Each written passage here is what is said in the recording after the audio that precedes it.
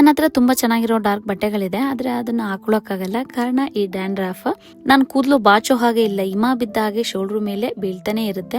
ಹಾಗೆ ನೈಲ್ಸ್ ಮತ್ತೆ ಕೋಮಲ್ ಕೂಡ ಡ್ಯಾಂಡ್ರಫ್ ಫ್ಲೆಕ್ಸ್ ಗಳು ಕಾಣಿಸ್ತಾನೆ ಇರುತ್ತೆ.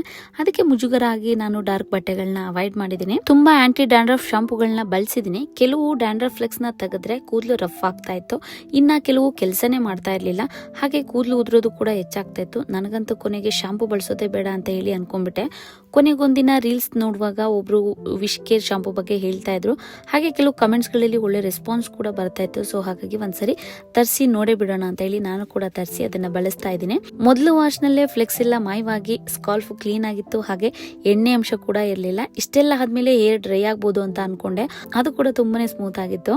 ಇದಾದ್ಮೇಲೆ ನಾನು ಈ ವಿಶ್ ಕೇರ್ ಆಂಟಿ ಡ್ಯಾಂಡ್ರಫ್ ಶಾಂಪೂನ ತುಂಬಾ ಸರಿ ಬಳಸ್ತಾ ಇದ್ದೀನಿ. ಮತ್ತೆ ನನಗೆ ಆ ಡ್ಯಾಂಡ್ರಫ್ ಆಗ್ಲಿ ಅಥವಾ ಕೂದಲು ಡ್ರೈನೆಸ್ ಆಗ್ಲಿ ಅಥವಾ ಉದ್ರೋದಾಗ್ಲಿ ಯಾವ್ದು ಕೂಡ ಕಾಣಿಸ್ತಾ ಇಲ್ಲ. ನಿಮಗೂ ಏನಾದರೂ ಡ್ಯಾಂಡ್ರಫ್ ಸಮಸ್ಯೆ ಇದ್ರೆ ಲಿಂಕ್ ಅಂತ ಕಮೆಂಟ್ ಮಾಡಿ, ನಾನು ನಿಮಗೆ ಇದ್ರ ಡೀಟೇಲ್ಸ್ನ ಸೆಂಡ್ ಮಾಡ್ತೀನಿ.